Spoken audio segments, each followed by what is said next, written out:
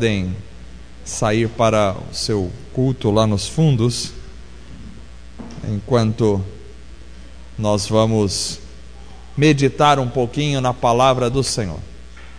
Todos os nossos visitantes são bem-vindos em nome de Jesus.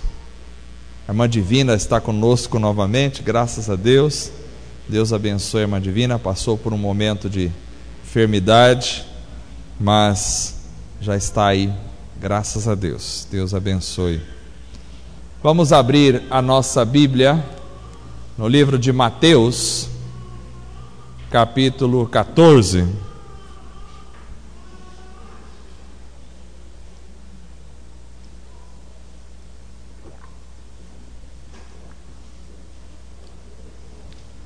Livro de Mateus, capítulo 14, a partir do verso de número 22.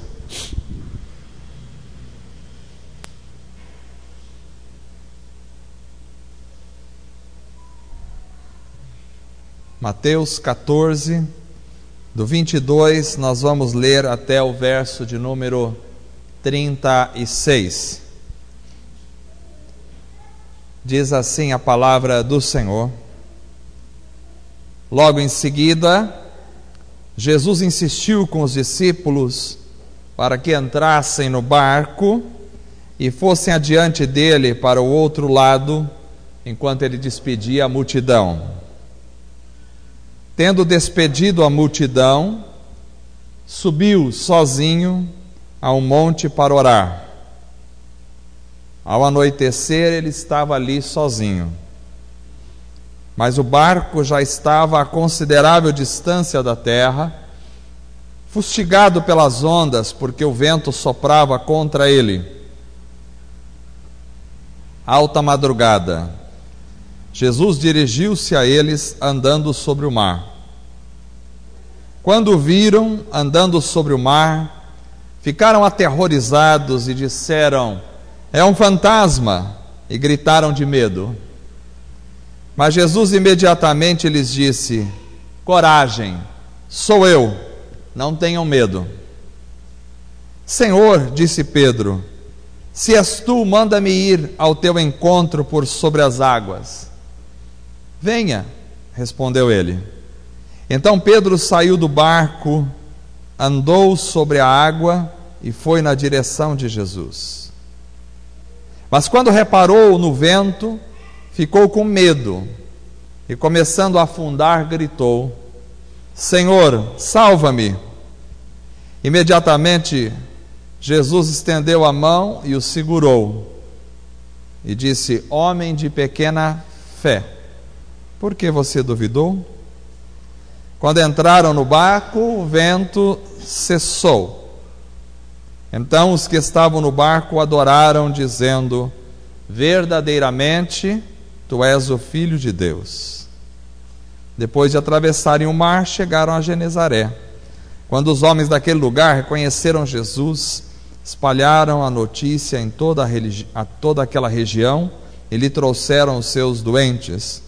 Suplicavam-lhe que apenas pudessem tocar na borda do seu manto. E todos os que nele tocaram foram curados. Amém. Graças a Deus. Vamos orar? Graças te damos, ó Pai, por tudo que o Senhor tem nos dado. Graças por esse momento tão gostoso de reunião da igreja, de adoração em conjunto, em coletividade, de louvores, de cantar músicas, de ouvir uma palavra, de louvar o teu nome, de buscar o Senhor. Ó Deus, abençoe teu povo para que possa entender a tua palavra falada esta noite. Graças porque o Senhor já falou conosco na música, na meditação da introdução, e cremos que o Senhor continuará falando ao nosso coração na ministração dessa palavra. Pedimos a Deus que o teu Espírito Santo possa nos dar entendimento, possa nos dar sabedoria da tua palavra, possa nos dar discernimento para entendermos a tua palavra e possa nos dar a graça para aplicarmos a tua palavra na nossa vida, no nosso dia a dia. Abençoe os demais irmãos que não puderam estar conosco esta noite também, que a graça do Senhor seja sobre eles, fortalecendo a cada vida. Em nome de Jesus nós oramos a Ti, pedindo, Te agradecendo e Te louvando. Amém.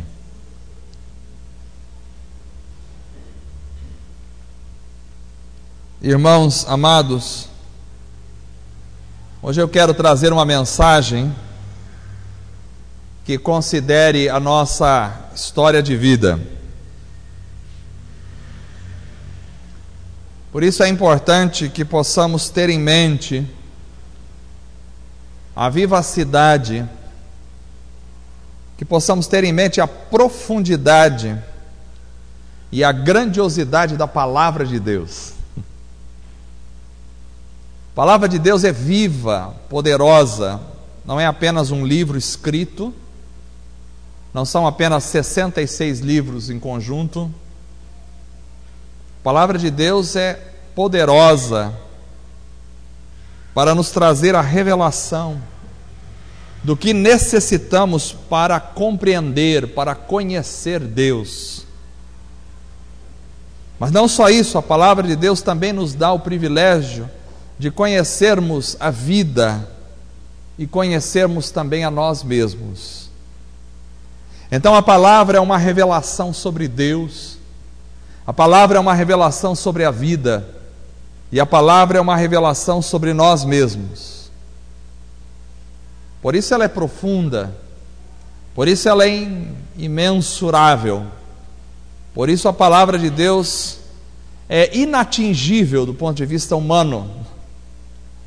Nós carecemos, necessitamos, dependemos do Espírito Santo de Deus para nos trazer a revelação da palavra, para nos trazer o entendimento da palavra. Esse texto que nós lemos hoje traça um caminho interessante. Ele fala sobre o episódio de Cristo andando sobre as águas. É um texto conhecido da igreja, os irmãos já devem ter lido esse texto várias vezes.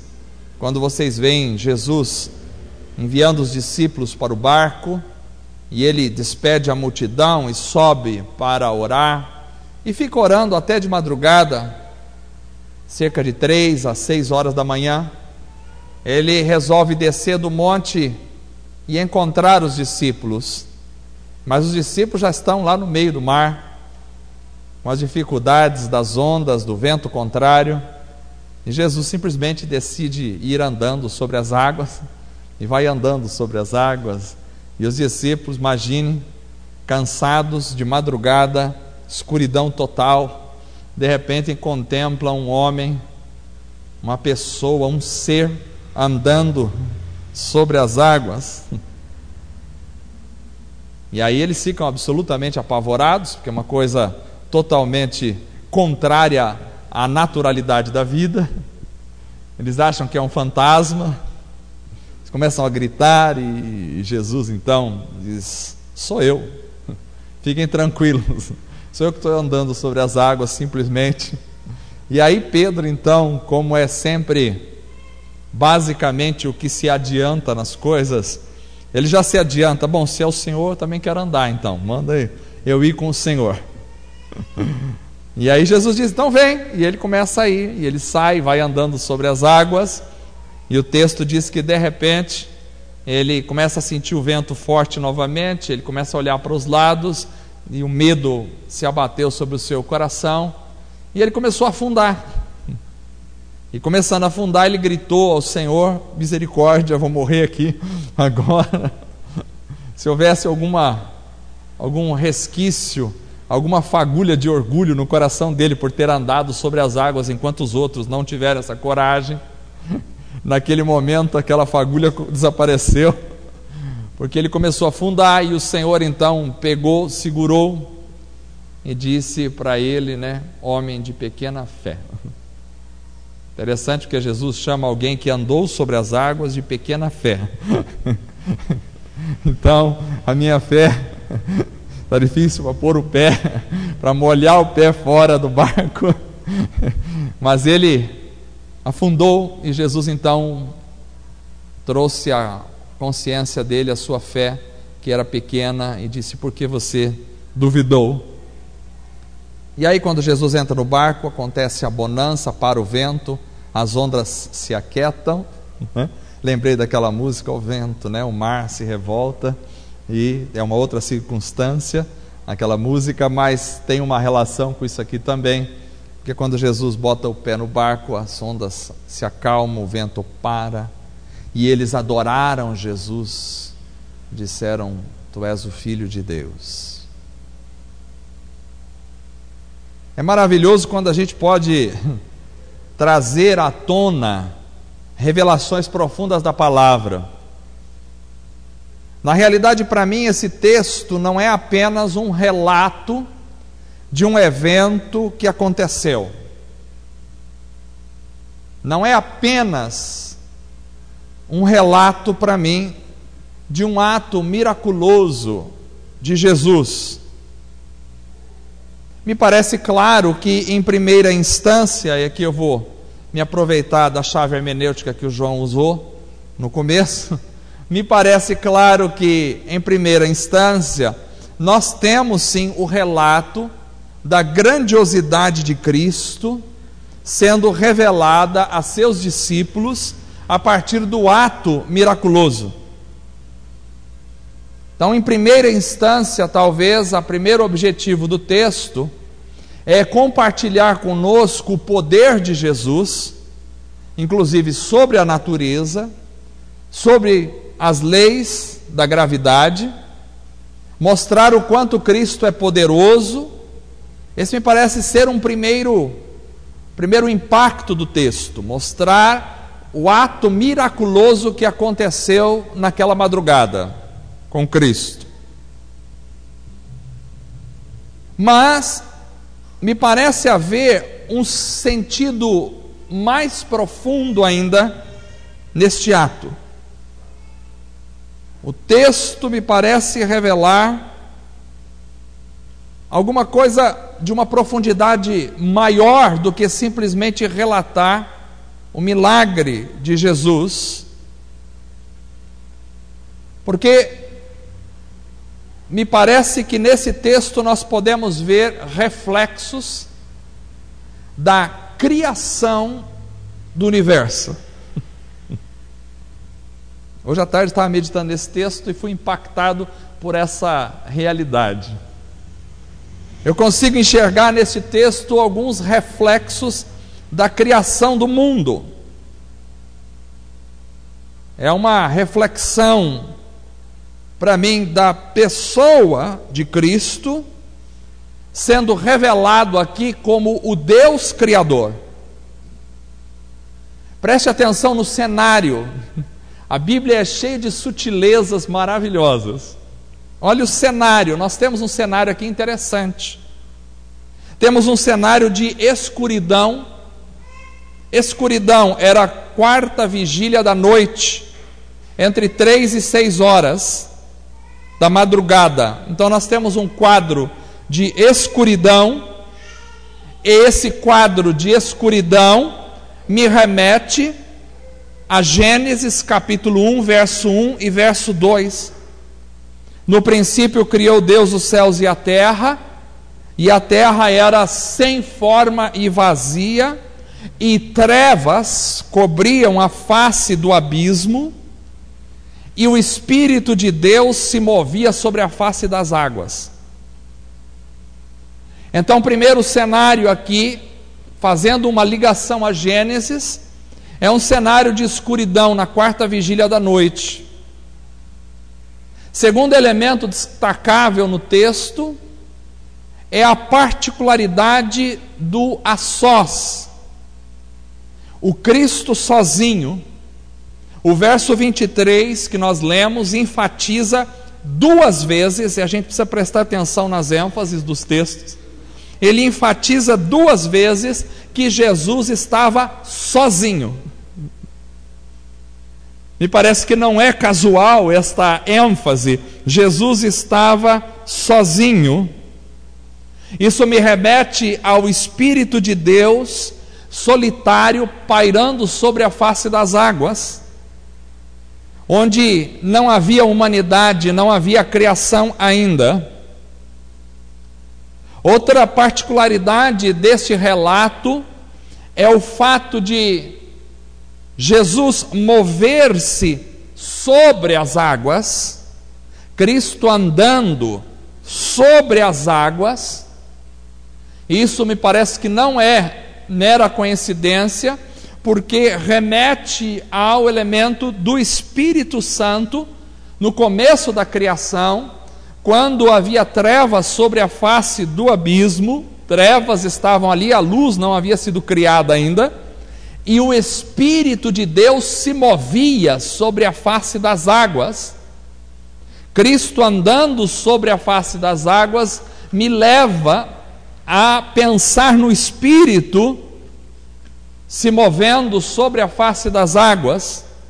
Paulo faz uma ligação muito clara entre Cristo e o Criador do universo, e diz que tudo aquilo que foi feito por Ele, e sem Ele nada do que foi feito se fez. João faz uma ligação clara, o próprio João que relata isso, faz uma ligação clara entre Cristo e a palavra criadora no universo, quando disse: no princípio era a palavra, ou o verbo, e a palavra estava com Deus, e a palavra era Deus. Princípio em João, princípio em Gênesis, relato de águas em João muito claro, todo momento. Então aqui nós vemos aparentemente um cenário de recriação de um novo mundo, porque Paulo diz que Cristo vem para criar uma nova existência. Por isso ele diz: se alguém está em Cristo, nova criação. A palavra não é criatura na tradução correta, nova criação é. As coisas velhas se passaram, tudo se fez novo, ou seja, Deus recriou o ser humano em Cristo. Deus recriou o universo em Cristo. Por isso o apóstolo Paulo chama Cristo de o último Adão, porque o primeiro Adão vem na história com a criação da humanidade e representa toda a raça humana, e Cristo vem como o último Adão, ou seja, aquele que vem para recriar um novo universo e representar uma nova raça humana, que são aqueles gerados de novo pelo poder do Espírito Santo e da palavra de Deus. Então o Cristo é o Criador do mundo, que agora vai se organizar a partir da nova criação em Cristo, 2 Coríntios 5,17. Só que há uma diferença. O trabalho de Cristo se depara agora na nova criação com a humanidade já caída. E aí nós temos a humanidade representada pelos discípulos que estão no barco, em meio ao mar primitivo, na escuridão. Os discípulos estão ali, mas andam na contramão da realidade criada.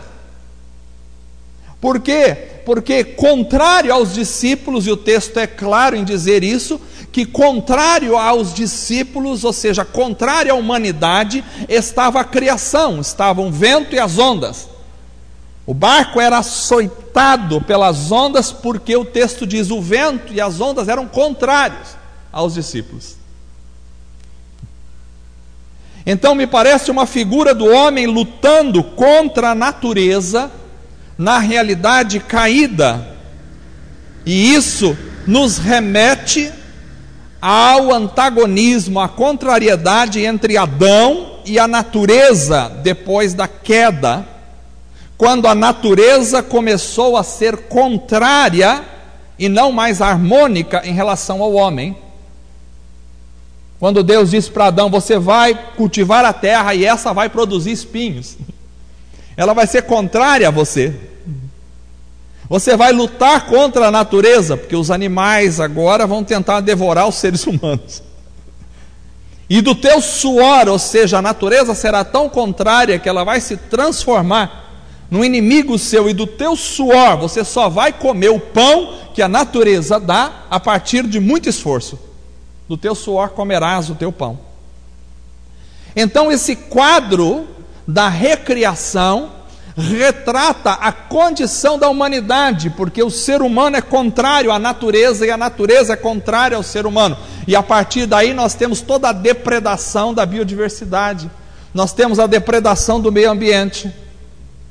Quando o ser humano polui a natureza, quando o ser humano destrói os rios, quando o ser humano destrói as matas, quando o ser humano leva à extinção os animais silvestres, isso nada mais é do que a realidade e a consequência do pecado e da luta do homem contra a natureza e da natureza contra o homem. Então o homem precisa da natureza, mas ao mesmo tempo a destrói. Não há mais harmonia, por isso a Bíblia diz que a natureza geme, a criação geme até que sejam todas as coisas restauradas. Há um clamor da natureza. Então o ser humano na água, a natureza contrária à humanidade. E aí nós temos o medo também como outro elemento do quadro. O medo presente. Vem vindo a aproximação da divindade, a aproximação do Cristo, Deus se aproximando e o homem tremendo de medo, apavorado, porque já não reconhecia mais a divindade nesse aspecto, porque já não lidava mais com o sobrenatural, com naturalidade, como deveria ser no começo. Isso me lembra do medo que Adão teve e se escondeu quando ouviu os passos de Deus vindo pelo jardim. Deus diz: onde estás, Adão? Ele disse: eu ouvi tua voz e temi, e se escondeu de medo. Então o medo está presente novamente. Nós estamos remetidos a Gênesis aqui nesse texto. O medo está presente. Ouvi a tua voz e tive medo. Criatura e Criador não estão mais em harmonia, mas Cristo vem para restaurar a criação. Cristo vem para reconstruir a humanidade e busca essa aproximação novamente com a humanidade e busca esse reencontro. O reencontro no barco é o reencontro de Cristo com a humanidade. E nessa nova realidade do reencontro há, sim, a tentativa humana na direção do seu Criador. E o sucesso principiante é certo, porque é Deus que dá um impulso da nova criação. Venha! E o homem que estava caído sai do barco e começa a andar sobre as águas. Porque Adão foi construído para dominar sobre os peixes do mar, sobre as águas, sobre a criação.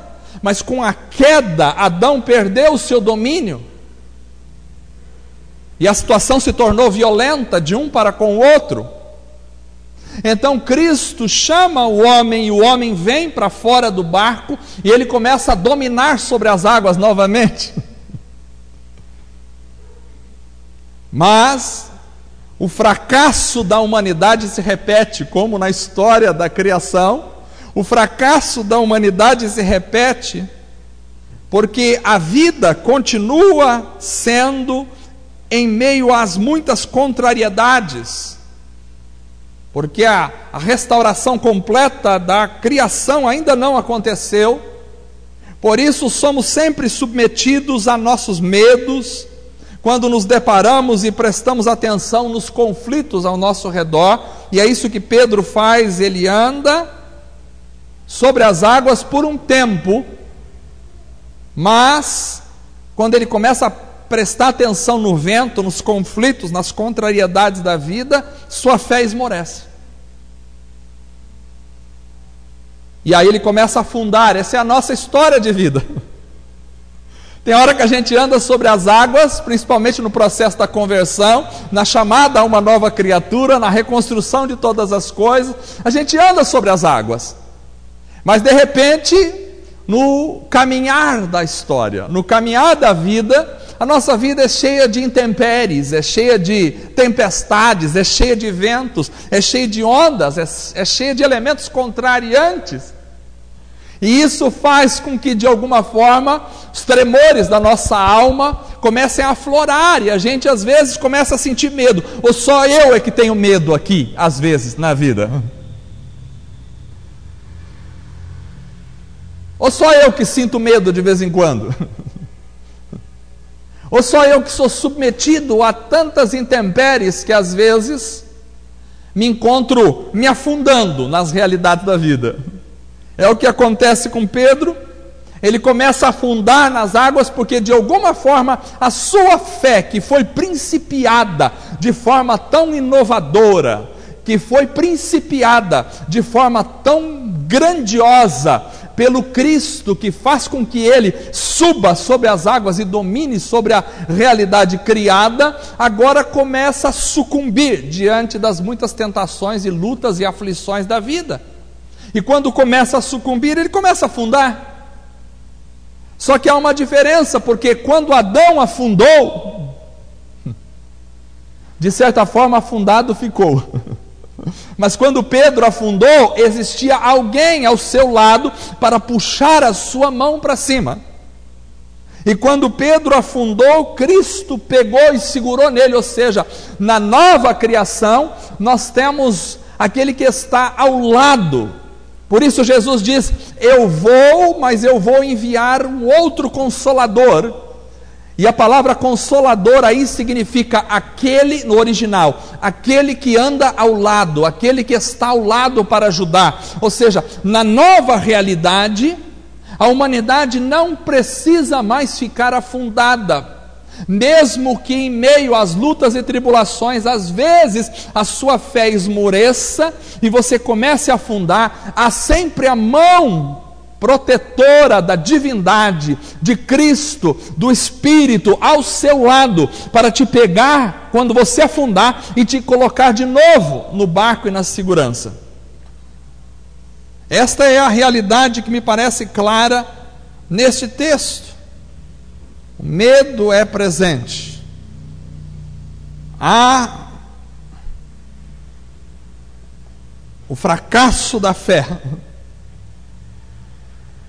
Mas esse fracasso, em meio aos fracassos, há sempre uma mão estendida para nos socorrer. Porém, esta mão que socorre não deixa de estabelecer o confronto, não deixa de trazer à tona a realidade de um coração, não deixa de confrontar a condição do ser que afundou, e olha para ele e revela a sua própria condição para ele mesmo. Você tem uma fé pequena, homem de pequena fé. E vem uma pergunta: por que você duvidou? Quer dizer, você não precisava ter afundado, você não precisava passar por esse vexame na frente dos seus amigos, você não precisava. Eu sei, faz parte às vezes da sua humanidade, mas a nossa humanidade, se estivesse sempre agarrada na cruz, não passaria pelos afundamentos da vida, não sucumbiria às tentações da vida, porque Cristo nos deu poder para pisar serpentes e escorpiões. Cristo nos deu poder sobre o príncipe das trevas, sobre as forças da maldade. Cristo deu poder a você, não deu poder ao pastor simplesmente, não deu poder ao líder suprassumo dos evangélicos simplesmente, não, deu poder a você, igreja de Cristo Jesus. Você tem poder, porque Jesus deu poder a você. Você pode dizer para o diabo: saia em nome de Jesus, e ele tem que sair, porque Cristo te deu autoridade sobre as trevas. Vocês têm poder para pisar serpentes e escorpiões e toda a obra das trevas, quer esteja fora de vocês, quer esteja dentro de vocês. Vocês têm poder para pisar essas obras das trevas. Só que nem sempre a gente se apega a este poder, e muitas vezes a gente sucumbe diante das adversidades da vida. Muitas vezes a gente desmorece diante dos problemas do dia a dia. Muitas vezes a gente afunda na nossa própria consciência, muitas vezes, e a mão resgatadora está ali, mas essa mão resgatadora não deixa de nos confrontar com a nossa própria realidade humana, e diz: você tem fé pequena, por que você duvidou? E após a experiência toda, vem a pacificação.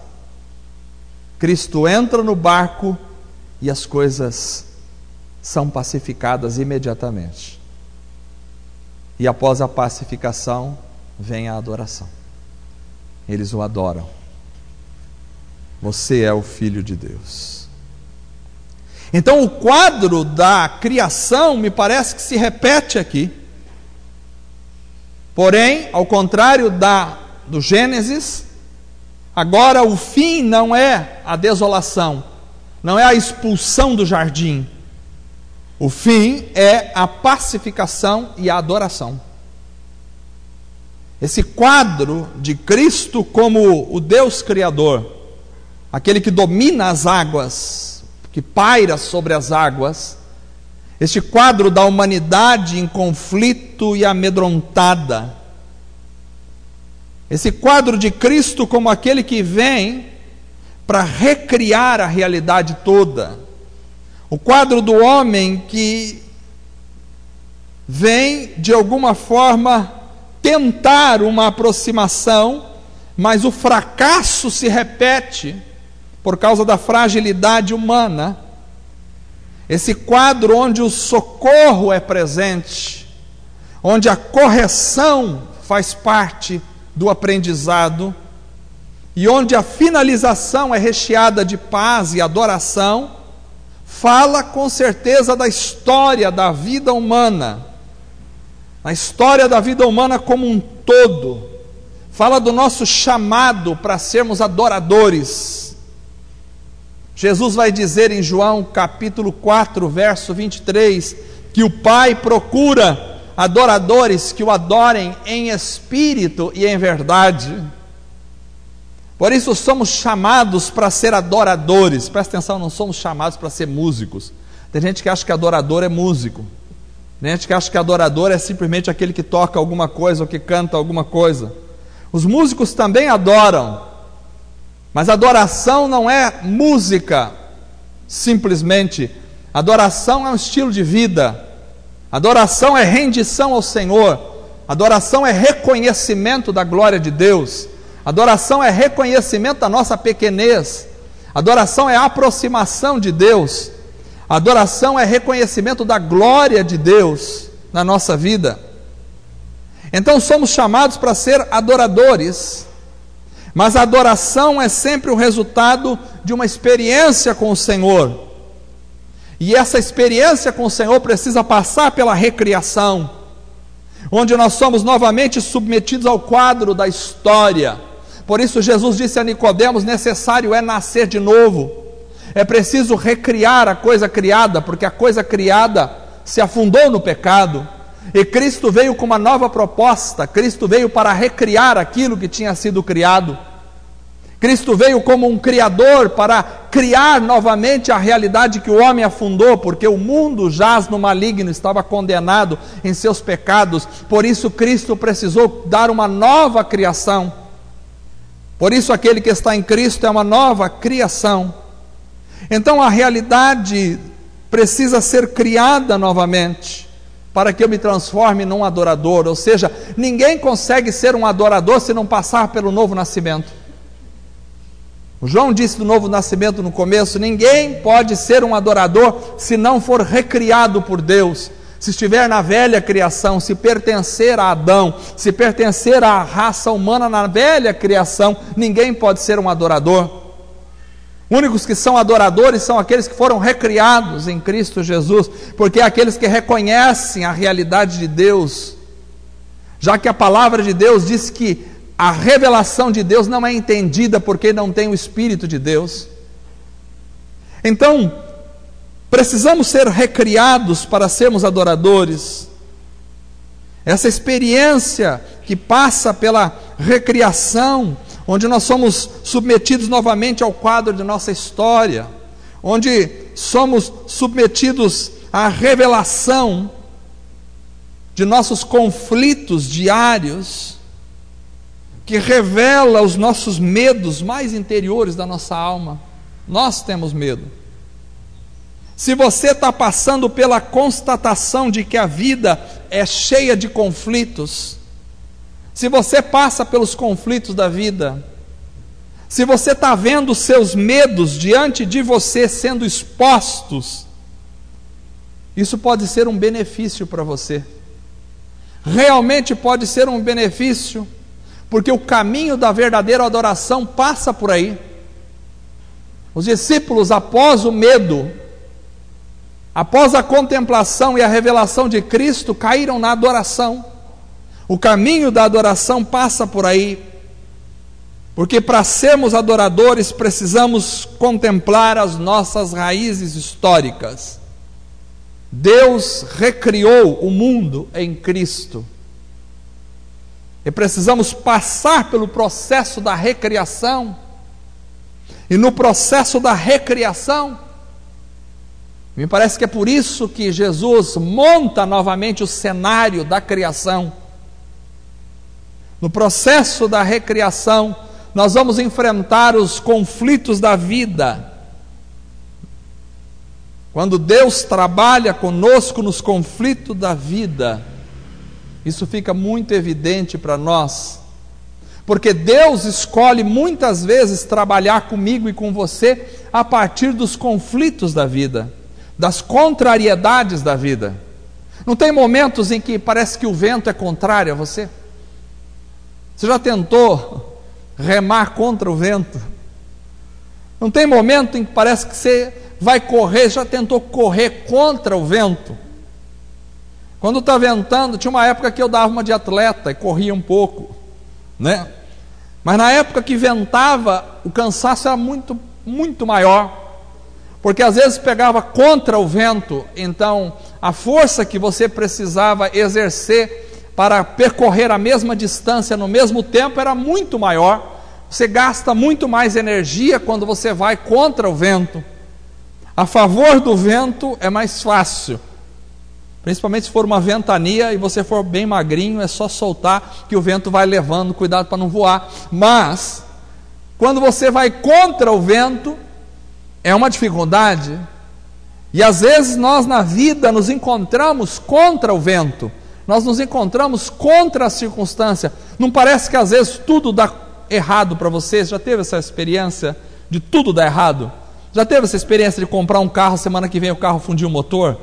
Já teve essa experiência de entrar num serviço, a semana que vem já dá um problema lá com um colega de trabalho, e você de repente já começar a ser perseguido e ir para o pior setor que tem no serviço?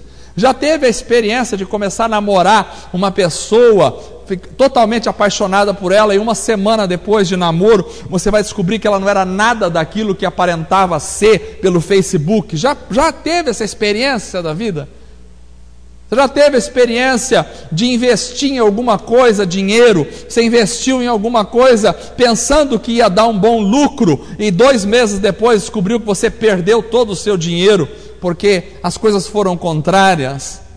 Você já teve a experiência de, quando parece que tudo vai bem, de repente vem uma enfermidade que chega sem bater na porta e entra para dentro de casa e começa a perturbar a sua cabeça, perturbar a sua vida, perturbar a sua situação? Você já teve a experiência de estar com um dinheirinho contado e de repente, de uma hora para outra, dá um problema no carro, dá um problema não sei aonde, dá um gasto que você não estava esperando, e de repente a coisa vai para o vermelho e você já fica desnorteado? Mas justo agora que eu ia comprar aquele negócio que eu estava esperando tanto, não deu certo. Já teve a experiência de abrir um negócio e não funcionar, não dar certo?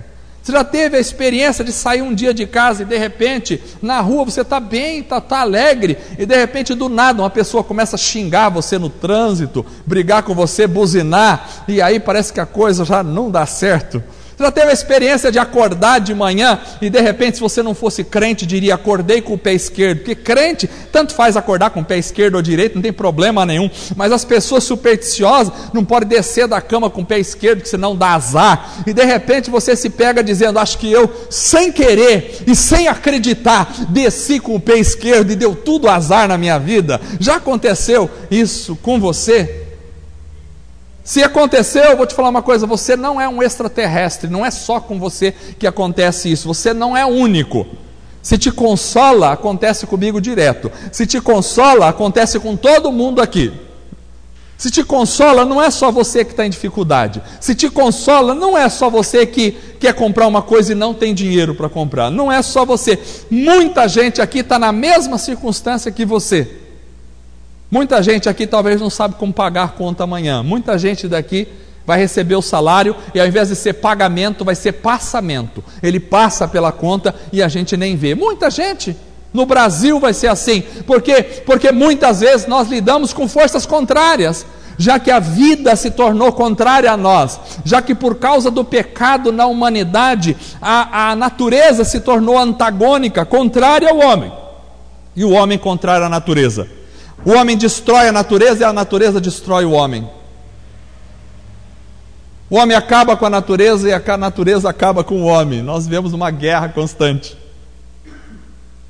Porque lutamos na contramão, nós andamos na contramão.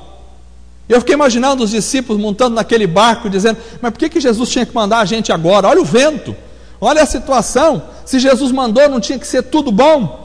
Não tinha que ter uma brisa suave soprando a favor para nos levar para o outro lado do lago? Não tinha que ter uma circunstância aqui favorável a nós? Não tinha que aparecer alguns golfinhos de repente, algumas baleias para empurrar o nosso barco na direção correta? Foi Cristo que mandou a gente ir. Por que a gente tem que enfrentar tanta dificuldade? Por que a gente tem que lutar e o barco fustigado pelas ondas e a coisa ficando difícil? E preste atenção, naquela época não tinha motor de polpa. Naquela época não tinha combustível para bater, ligar e acelerar e aquilo ir para frente. Não tinha. Era no remo a coisa. A coisa era na vela, no remo.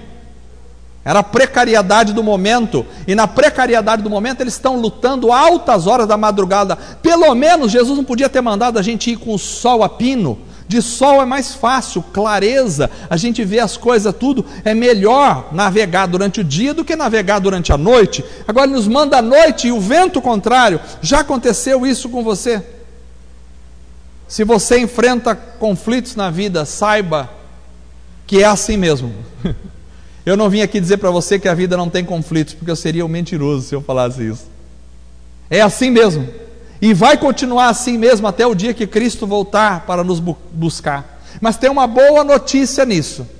É que nos conflitos da vida, Deus vai trabalhando com a gente e vai amadurecendo com a gente. Então Deus vai fazendo a gente amadurecer nos conflitos da vida. Deus vai fazer a gente mudar nos conflitos da vida. Deus muitas vezes utiliza os conflitos da vida para trazer as maiores revelações da nossa história. É por isso que, para que eles compreendessem quem era o Cristo, eles precisavam passar por toda aquela dificuldade. Você já viu essa história aqui, sentado no banco da igreja, numa noite um pouquinho fresca, sem o frio do dia? Você está aqui e já está sabendo dessa história, mas eles, para aprender essa história, precisaram passar por vento e tempestade e lutas e achar que iam morrer. Agora não pense que nós também não passamos por coisas assim, a gente passa por coisas assim. E é justamente nestas horas que se dão as maiores revelações da pessoa de Deus. É justamente nessas horas que nós vamos crescer no conhecimento de Cristo, porque Jó disse assim: antes eu te conhecia só de ouvir falar, mas agora que eu passei por todas as tribulações que eu passei, os meus olhos te contemplam. Tem aquela música que a gente canta: antes eu te conhecia de ouvir falar, mas agora de contigo andar. Então essa é a realidade da vida. Deus muitas vezes escolhe as lutas e as tribulações, porque é só nos momentos de lutas e tribulações que a gente consegue dimensionar a grandeza do nosso Deus. Porque quando tudo vai bem, as nossas atenções estão voltadas para outra coisa, via de regra. Via de regra, a gente não tem muito tempo para descobrir Deus quando tudo está indo de vento em polpa. A gente tem que gastar o nosso dinheiro, a gente tem muita coisa para resolver, a gente tem muita coisa para fazer. Quando a gente está de vento em polpa, via de regra, a gente não tem muito tempo para descobrir Deus. Mas a gente descobre e conhece Deus nas horas mais difíceis. É só dizer, quando vem um problema, a primeira coisa que a pessoa fala é: ai meu Deus, ai meu Deus. A gente já corre para Deus nos problemas. Talvez Deus usa momentos de lutas, de tribulações, para se revelar a nós. Eu acho que é isso que esse texto vem dizer. Esse texto vai dizer que para ser um adorador, nós precisamos nos deparar com os medos mais intrínsecos, mais profundos da nossa alma. E na relação com Deus, os nossos medos afloram. Durante toda a Bíblia você vê isso. Quando o profeta teve uma visão do anjo, disse: eu vou morrer. Só de ver o anjo. Quando o profeta Isaías viu o Senhor, disse: agora eu estou morto.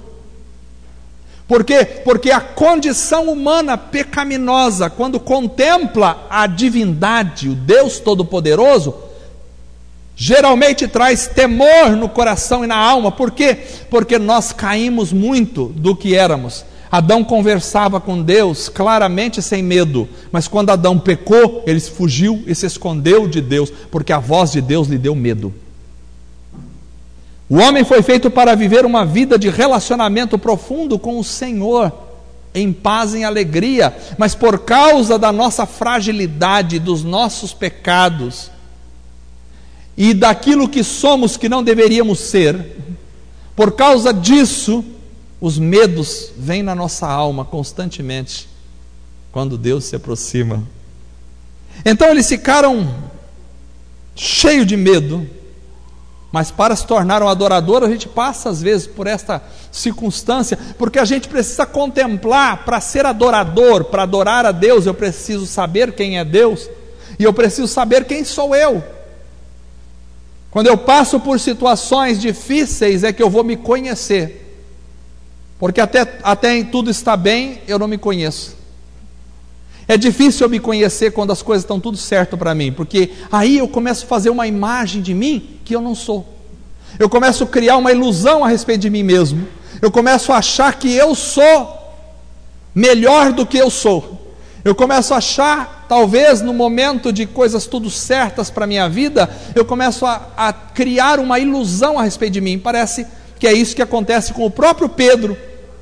Quando Jesus começa a falar que vai morrer, Pedro diz: eu vou contigo até o final. Ele cria uma imagem ilusória a respeito dele mesmo. Por quê? Porque até então a circunstância estava boa, ele não tinha passado pela prova, e Jesus tem que falar para ele: antes que o galo cante, 3 vezes tu me negarás.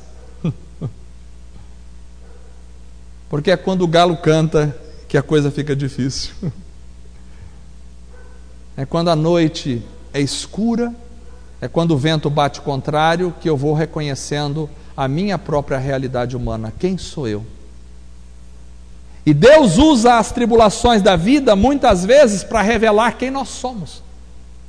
Porque a gente precisa saber quem somos, para depois entendermos quem Deus é.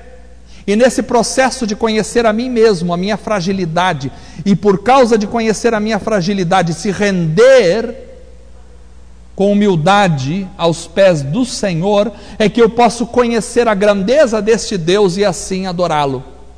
Para ser adorador, eu preciso me deparar com os meus medos e descobrir quem eu sou.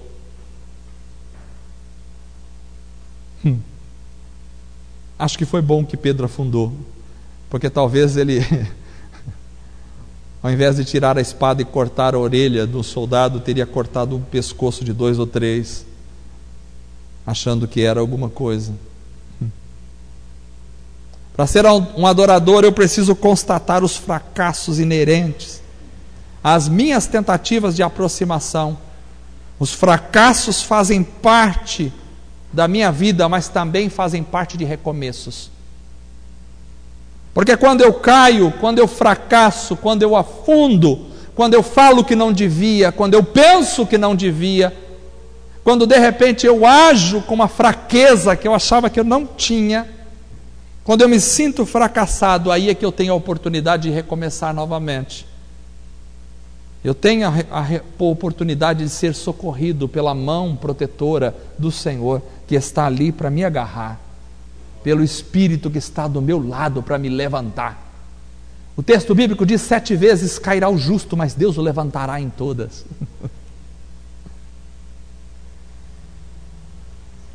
Eu confesso a minha necessidade, eu preciso de Deus. Eu confesso a minha dependência, eu preciso do Espírito. Eu confesso que sem o Espírito Santo eu não consigo me mover. Eu não sirvo para nada se Ele não estiver comigo. Eu confesso que sem Cristo eu não posso fazer nada, porque Jesus disse: sem mim nada podeis fazer. Talvez a gente ache que a gente consegue fazer às vezes alguma coisa sem Jesus, pela nossa própria força, pelo nosso próprio conhecimento religioso, pela nossa própria teologia, pela nossa própria intelectualidade, pela nossa própria espiritualidade. Mas aí às vezes a gente tem que passar por uma situação dessa, catastrófica, entre aspas, porque a catástrofe com Deus não é catástrofe, é aprendizado. A gente precisa passar por isso, de tremer de medo de um fantasma, de não reconhecer o Senhor à distância, de começar e afundar. A gente precisa passar por isso às vezes, para reconhecer a nossa fragilidade e ser socorrido pela mão protetora do Senhor, porque Deus está conosco. Por isso Jesus disse: estarei convosco todos os dias, até a consumação do século. Por quê? Porque sem Cristo nós não podemos fazer nada, e a igreja sem o cabeça não existe, porque não existe corpo que tenha vida sem a cabeça, e Cristo é a cabeça da igreja, e se Cristo não estiver, nós não temos vida, nós não temos nada. Por isso não podemos fazer nada sem Ele. Por isso Ele precisa estar conosco todos os dias, até a consumação dos séculos. E essa dependência é tão grande que não só Ele está conosco, mas Ele vai levar a gente para Ele, para que a gente possa viver para sempre, porque só há vida em Deus, fora de Deus não há vida. Então eu preciso ser socorrido. O adorador passa por essa experiência de ser socorrido, de ser submetido também ao confronto. Porque quando Deus nos socorre, Ele não deixa de revelar a nossa condição para nós mesmos e dizer para nós o que nós precisamos. Às vezes eu sou tentado a não dizer para as pessoas o que precisa dizer, mas Deus não é assim. Deus diz para mim aquilo que eu preciso dizer. Às vezes eu tenho medo de dizer para as pessoas o que eu preciso dizer para elas. Comecei a perder um pouco esse medo. Na minha história eu já tive muito medo, já tive muita tentativa de agradar as pessoas e medo de falar para as pessoas o que precisa ser falado. Eu não estou falando falar desaforos para as pessoas, não é isso. Eu estou falando falar o que precisa ser falado de acordo com as Escrituras. Comecei a perder esse medo na minha história, porque Jesus nos diz aquilo que nós precisamos ouvir. Jesus não passa a mão na nossa cabeça e diz: você até que foi bem, andou bem e tal, melhore aí da próxima vez, está legal, tá jóia, olha aqui, presta atenção, ninguém saiu, só você é um vencedor, você é cabeça e não cauda, olha, você é o cara, parabéns a você. Jesus não falou nada disso. Jesus falou aquilo que ele precisava ouvir, disse: homem de pouca fé, por que você duvidou? É importante a gente se deparar com a verdade da palavra. Por isso a pregação aqui tem que ser a verdade. A pregação não pode ser alguma coisa passando a mão na cabeça de ninguém. A pregação não pode ser uma mensagem água com açúcar. A pregação não pode ser uma mensagem que engane as pessoas. A pregação tem que ser a verdade.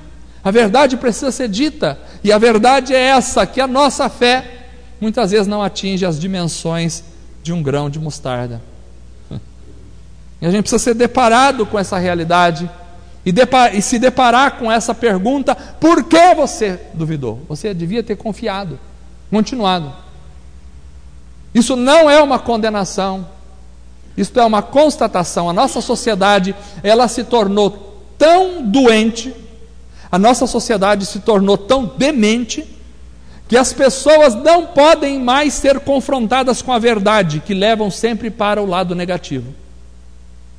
Quando alguém fala a verdade para alguém, imediatamente essa pessoa já é escanteada. Falou a verdade, essa pessoa já é criticada. Experimente falar a verdade nas redes sociais. Experimente. Quando você falar a verdade nas redes sociais, as pessoas não são capazes de ouvir.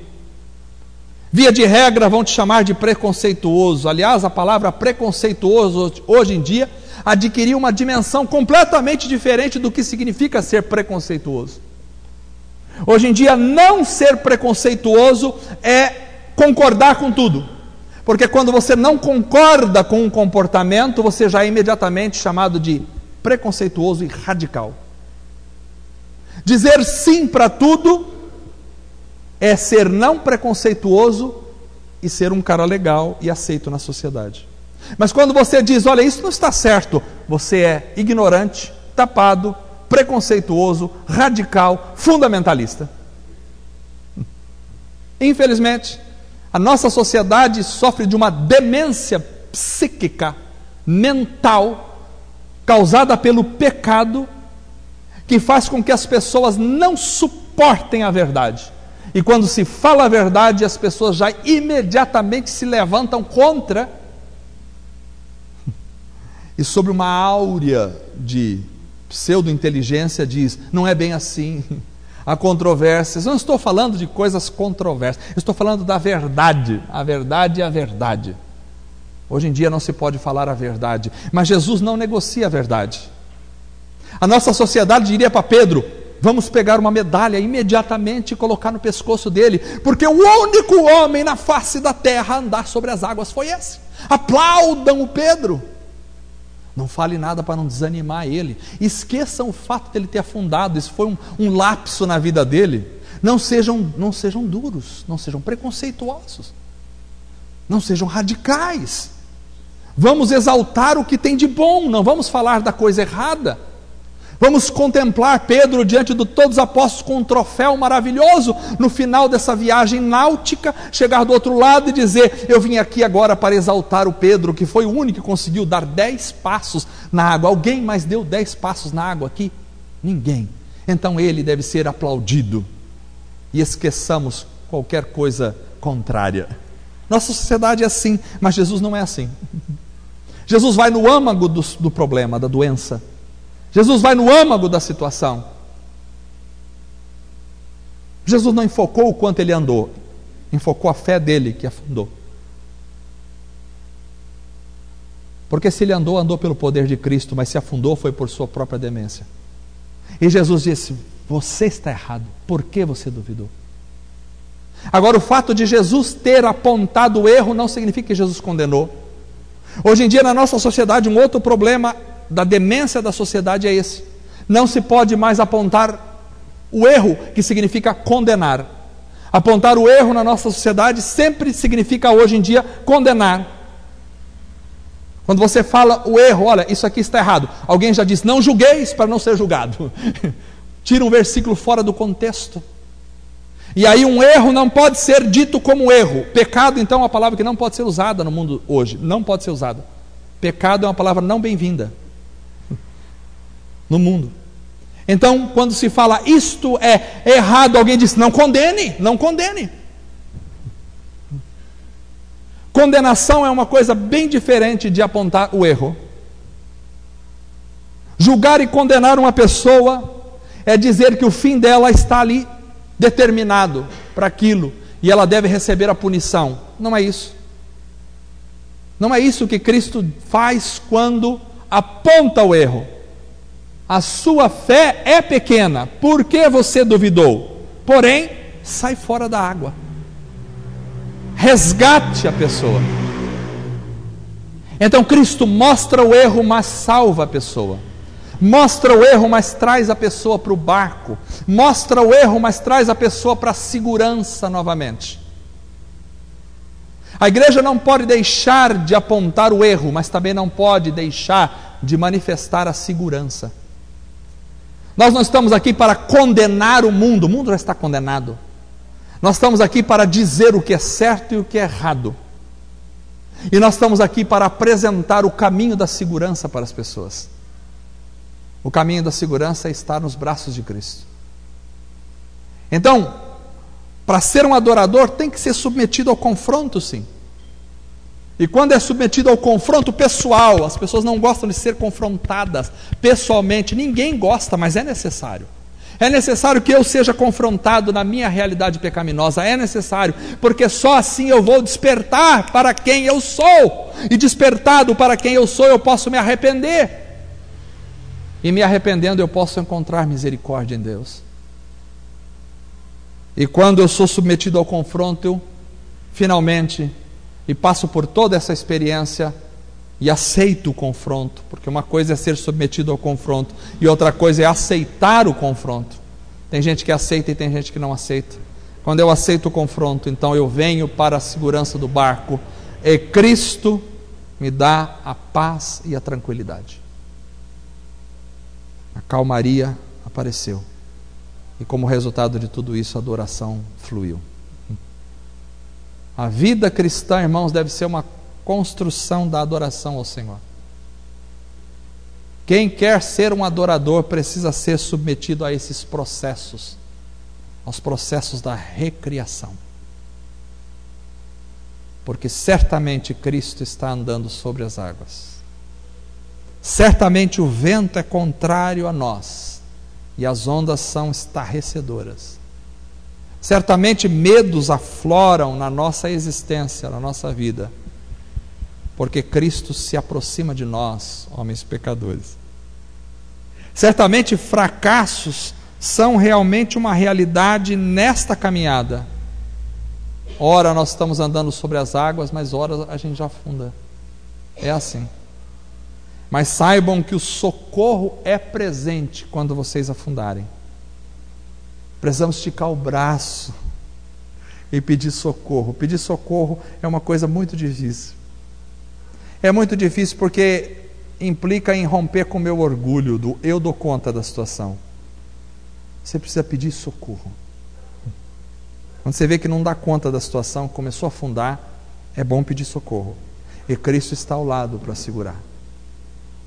Pedir socorro ao Senhor é a nossa condição de contemplação do nosso fracasso, da nossa falta de fé e da nossa dependência de Deus totalmente.